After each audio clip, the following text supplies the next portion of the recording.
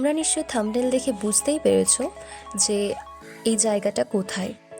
তো তোমাদেরকে আরও একবার বলে দিই, এই জায়গাটা হচ্ছে পণ্ডিত ঈশ্বরচন্দ্র বিদ্যাসাগরের বার্থ প্লেস বীরসিংহ। এটা আমাদের পশ্চিম মেদিনীপুর জেলাতেই অবস্থিত। আর পণ্ডিত ঈশ্বরচন্দ্র বিদ্যাসাগর আমাদের দেশের গর্ব, আমাদের জেলার গর্ব। সুতরাং তার বার্থ প্লেস যখন আমরা ঢুকলাম, জাস্ট স্পিচলেস হয়ে গেলাম।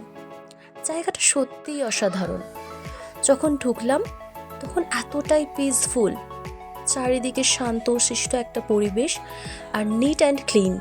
জায়গাটা খুব নিট অ্যান্ড ক্লিন, আর জায়গাটাতে প্রচুর গাছ রয়েছে, যেটা অনেকটা ইমপ্রেসিভ। তারপর আমরা একটা একটা করে চারদিকটা ঘুরে দেখলাম।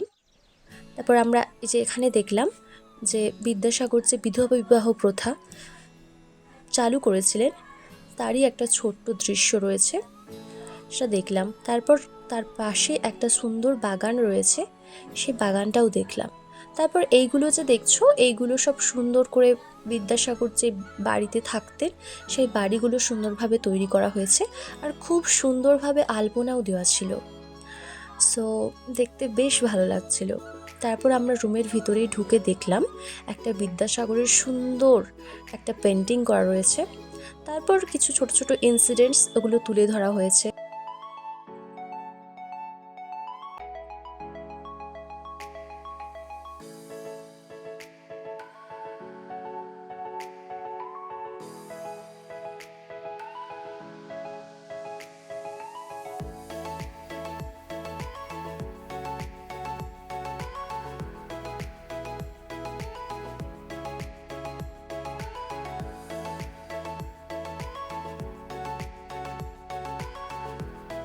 আর এই রুমটাতে ঢুকলে স্পেশালি প্রচুর মূল্যবান জিনিস রয়েছে।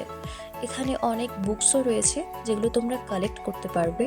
আর এখানে বিদ্যাসাগরের ব্যবহার করা বিভিন্ন মানি ব্যাগ, আরও বিভিন্ন জিনিস রয়েছে। এই যে দেখতে পাচ্ছ বিভিন্ন পেপার, মানি ব্যাগ, এই সমস্তগুলো রয়েছে। আর এখানে বিদ্যাসাগরের সংগ্রহ করা কিছু সামুদ্রিক জিনিস রয়েছে, সেগুলো তোমরা দেখতে পাবে। আর প্রচুর বুকস তো রয়েছে, আর একটা সুন্দর বিদ্যাসাগর এবং তার মা ভগবতী দেবীর একটা সুন্দর চিত্র রয়েছে। তারপর এই জায়গাটাতে বিভিন্ন বীরসিংহ সম্পর্কিত বিভিন্ন ইনফরমেশন দেওয়া আছে, এটা তোমরা পজ করে পড়ে নিতে পারো। আর তারপর একটা খুব সুন্দর একটা বসার জায়গাও রয়েছে, যেখানে তোমরা একটু টাইম স্পেন্ড করতে পারো। তারপর সন্ধে হয়ে গিয়েছিল, আর সন্ধেবেলাতেও ভিউটা অসাধারণ। সত্যি কথা বলতে এই জায়গাটা ঘুরে আমার খুবই ভালো লেগেছে, কারণ জায়গাটা খুব পিসফুল, নিট অ্যান্ড ক্লিন, আর প্রচুর গাছও রয়েছে। তোমরা যদি কেউ চাও বিদ্যাসাগর সম্পর্কে অনেক ইনফরমেশন গেদার করতে, তোমরা কিন্তু এই জায়গাটায় অবশ্যই ভিজিট করতে পারো।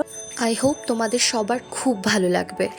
আর তারপর আমরা যখন বাড়ি ফিরছিলাম তখন সন্ধে হয়ে গিয়েছিল, তার জন্য সন্ধেবেলার ভিউটাও জাস্ট অসাধারণ। যারা গ্রাম পছন্দ করো তাদের কিন্তু জায়গাটা খুব ভালো লাগবে।